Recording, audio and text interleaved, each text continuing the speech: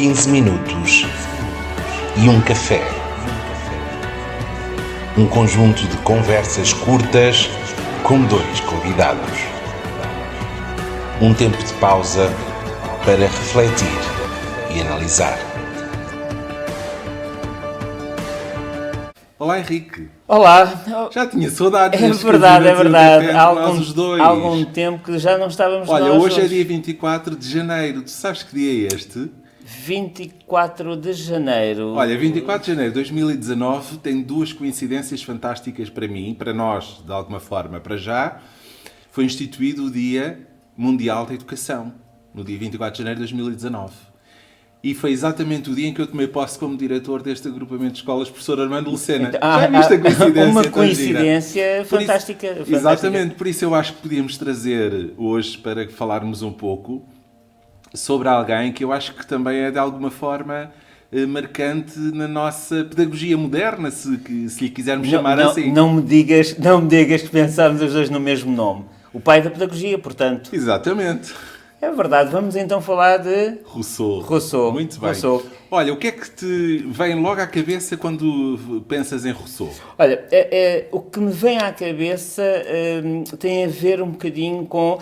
Claro está, com as leituras, mas sempre me ficou, mais do que o pedagogo, se lhe quisermos chamar pedagogo, quando comecei a ler e a investigar sobre o Rousseau, uma das coisas que me saltava logo à vista era que o Rousseau não era necessariamente um bom aluno.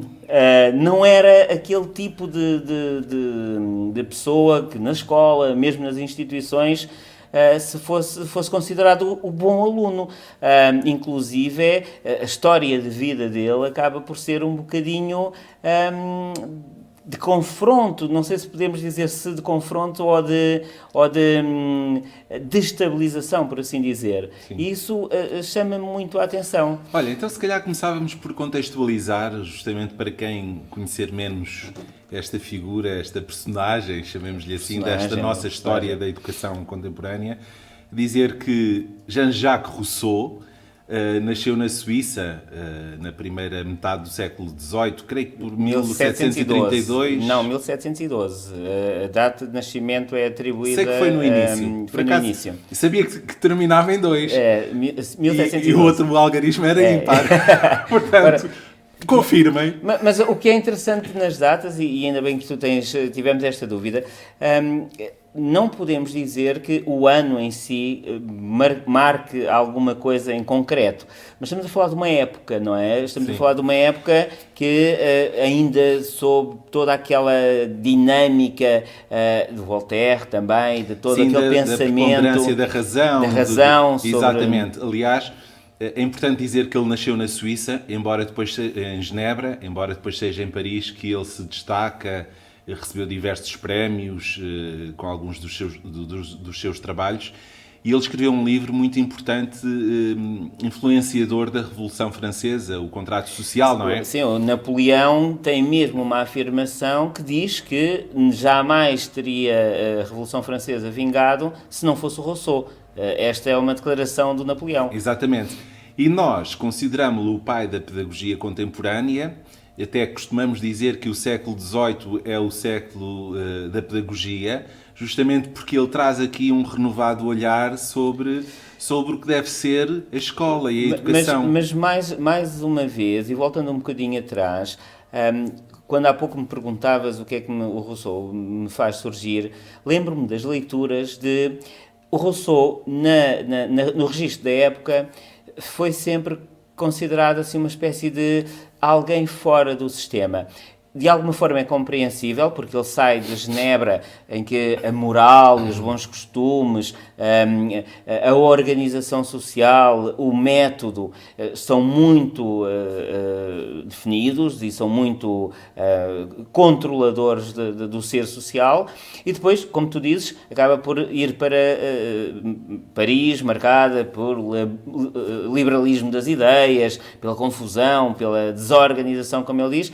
E o Rousseau tem uma coisa muito engraçada. Ele, de facto, aos 16 anos, é aquilo que nós poderíamos considerar um vagabundo. Ele é um vagabundo, ou seja, ele vagabundeia pela cidade e come onde puder comer, dorme onde puder dormir, e a vida dele é um bocadinho caracterizada, até algures ao final da adolescência, por ser um vagabundo. Certo. Olha, eu acho que é fundamental também pensarmos e trocarmos aqui algumas ideias, já que estamos a dizer que ele é o pai da pedagogia contemporânea. Até há quem diga que, de certa forma, todos nós somos filhos de Rousseau justamente por isso, porque somos também muito fruto da escola e da sua influência nas nossas sociedades. Ele publicou um livro, o Emílio, que é, de certa forma, um tratado, não é? Em que ele apresenta, de uma forma romanceada, como é que se deveria fazer a educação das pessoas. Ele tem aqui várias ideias que eu acho que era engraçado refletirmos sobre elas. Desde logo, ele considerar que o homem nasce bom por natureza, portanto, a obra de Deus, a obra do Criador é boa, e depois é a sociedade que desformata, como é que podemos dizer, que torna o homem imperfeito e que o ensina a usar máscaras, que o corrompe e que o torna, de certa forma, demasiado condicionado pelo funcionamento da sociedade. E nesta obra, neste livro, o Emílio, ele apresenta uma proposta de formação do cidadão muito mais respeitadora dessa natureza própria do ser humano. Ele diz que se aprende essencialmente com a relação com a natureza, na relação com as pessoas, e chega a afirmar uma coisa que ainda é muito atual. Ele diz que não precisamos de ensinar ciência, o caso da ciência, não precisamos de ensinar ciência, precisamos é de desenvolver, de promover o gosto pela aprendizagem, o amor pela aprendizagem da ciência e o método para aprender ciência para que, quando o gosto chega a um determinado patamar, o cidadão aprenda. Eu acho que, e voltando um bocadinho atrás naquilo que estava a dizer, eu acho que quando nós na escola, hoje em dia, e não só na escola, na sociedade, estamos a falar daqueles que foram os pais e as mães fundadoras de algo, falamos deles um bocadinho de cátedra, não é? Porque não os lemos. E tu falaste aqui daquilo que é, talvez, o compêndio da pedagogia atual, que é o Emílio, na tradução para o português. E o Emílio tem uma característica muito interessante. O Emílio, na realidade, não é um manual.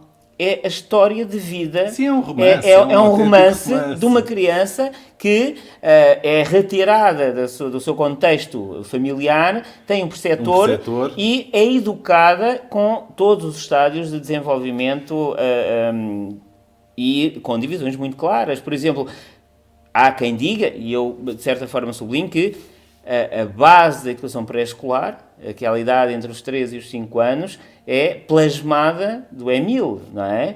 Sim, completamente. O viver, a liberdade, o não estar formatado, como dizias e muito bem, ao desígnio da sociedade. E é o Emile que, de certa forma, nos apresenta esta visão pedagógica que serviu de base. Deixa-me só dar-te uma notinha. Sim. Sabes que o Emile é já um terceiro livro do Rousseau que atingiu um certo estrelato. O primeiro, como disseste, é o Contrato Social. O Contrato Social que é... eu já o disse, o Napoleão, por um lado, diz também que sem o contrato social não teria havido a Revolução Francesa, mas há também um outro marco muito associado ao contrato social, que é a própria Constituição de Independência dos Estados Unidos, que está também baseada nos princípios do contrato social da liberdade. E sobre isto, e era importante, por isso eu dizia que às vezes faz-nos falta algumas leituras. Eu acho que quem está na educação, na pedagogia, devia mesmo, de facto, ler o Emile, até mesmo numa perspectiva de leitura de romance, mas é extremamente importante perceber que o Emile já é uma sequência, neste caso, o contrato social, e da luta ajuda-me, da luta das nações, acho que é sim, também, sim, O que acontece é que sobretudo o contrato social, acaba por ser um concurso. Ou seja, a produção deste livro é o Rousseau, que já passado aquela fase rebelde e marginal da adolescência, concorre a uma cátedra numa universidade apresentando este texto. E uma das coisas que é engraçado, repetindo, que os professores nessa cátedra, o que dizem do Rousseau é uma coisa muito interessante. Dizem que ele tem uma forma de comunicar apaixonada. Ou seja, eles acusam-no de não ter uma substância, de não, no âmbito da universidade, da cátedra, não ter assim a forma de comprovar cientificamente, como se exige, com a investigação, a estrutura toda que suporta, mas tem uma capacidade de vender aquela ideia, que é isso que mobiliza, de certa forma, as pessoas em volta dele. E há outra situação que eu também penso que é importante para o sucesso.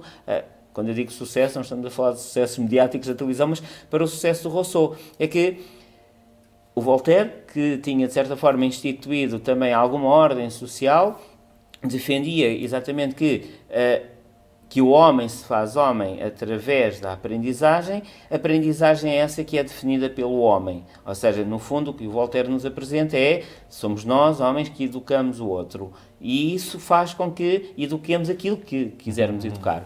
E o que o Rousseau traz aqui de novo e que acabou por ser extremamente importante na sociedade da época foi que ele diz, não, nós corrompemos porque os trazemos para o nosso lado, para a nossa visão. E isso é o que devemos evitar. Sim, eu acho que também ele conseguiu um certo protagonismo. Para já ele participou na enciclopédia de Diderot, ele era professor de música, escreveu sobre música.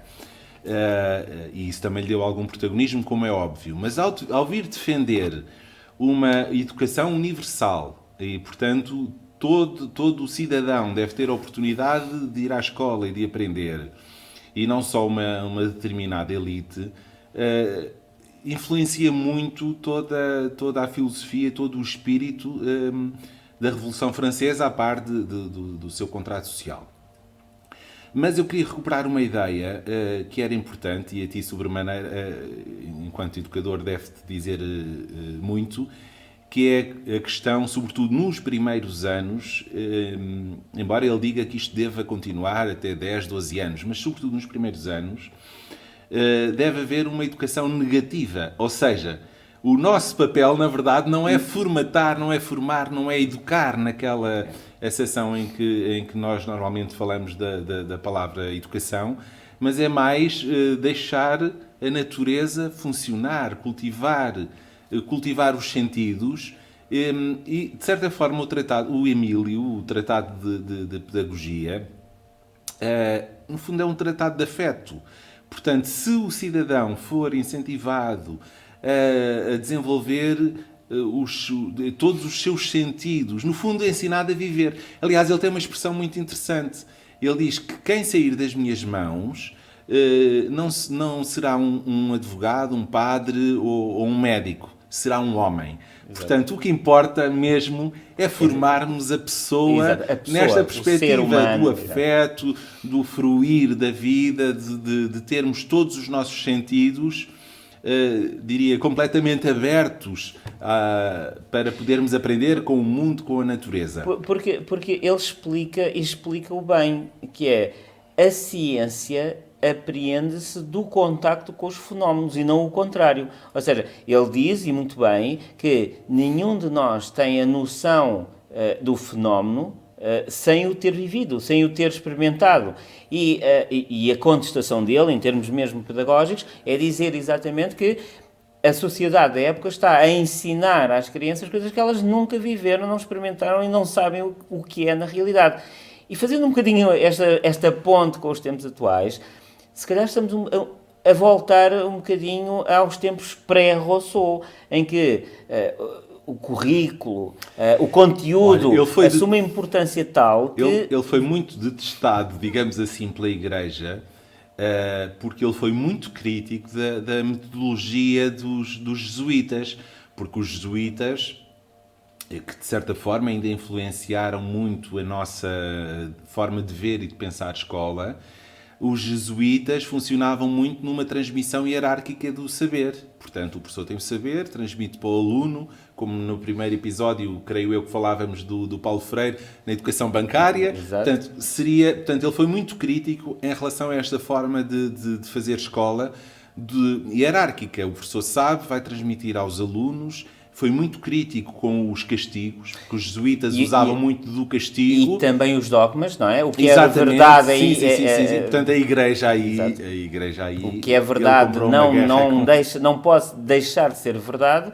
E em contraponto, a educação natural, não é? Porque por detrás desta concepção quase pedagógica do ato de aprender, e depois, de certa forma, explorado por toda a escola de investigação em pedagogia que advém do Rousseau, define a educação natural, não é? E como dizias há pouco muito bem, o homem é um ser naturalmente bom, nasce bom, e depois é corrompido pelo contacto com o outro, e é corrompido pela educação que o obriga a pensar de uma determinada forma. Mas de certa forma, no agrupamento de escolas professor Armando Lucena, no nosso agrupamento de escolas, nós temos um projeto educativo que sob este slogan Educamos com Arte, e aqui entendendo a arte enquanto produção humana, queremos proporcionar aos nossos alunos uma aprendizagem que seja baseada na experimentação, na vivência, na exploração e que depois vá para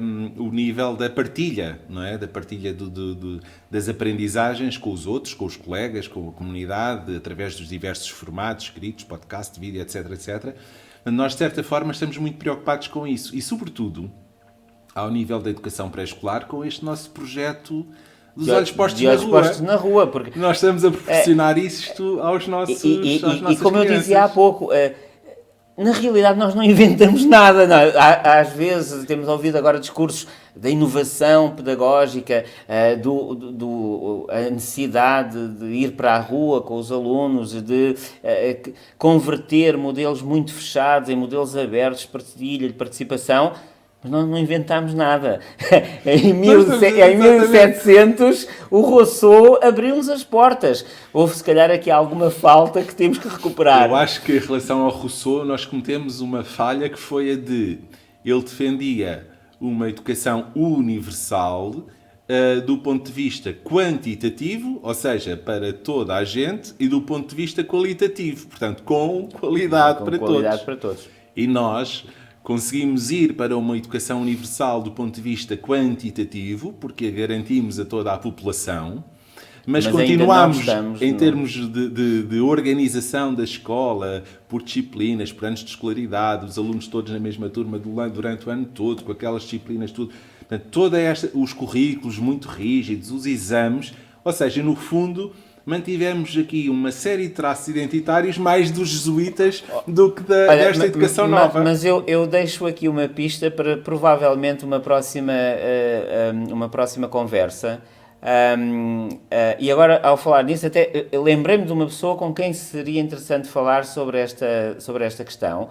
Mas o que decorre, o que tu agora acabaste de dizer, decorre de uma coisa que nós, se calhar, nos deixamos enredar, que é os processos de avaliação.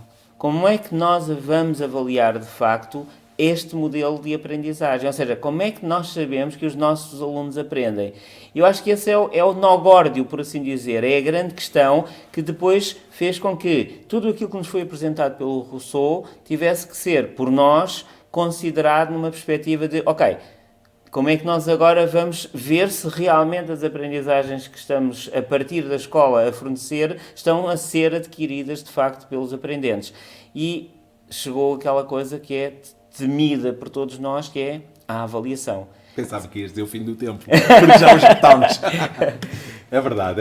Olha, Henrique, foi um prazer estar aqui à conversa sobre o Rousseau. Agora dás-me os parabéns, porque eu faço 3 anos de diretor. Parabéns, senhor diretor. que sejam muitos mais os anos em que possamos continuar a implementar. Eu desejo-te um feliz Dia Mundial da Educação. Um feliz Dia Mundial da Educação, um feliz dia de aniversário como diretor e o desejo de que continues por mais anos a fazer o trabalho que tens vindo a fazer, aproximando-nos cada vez mais das pedagogias naturalistas, não diria, mas de liberdade e de interesse efetivo.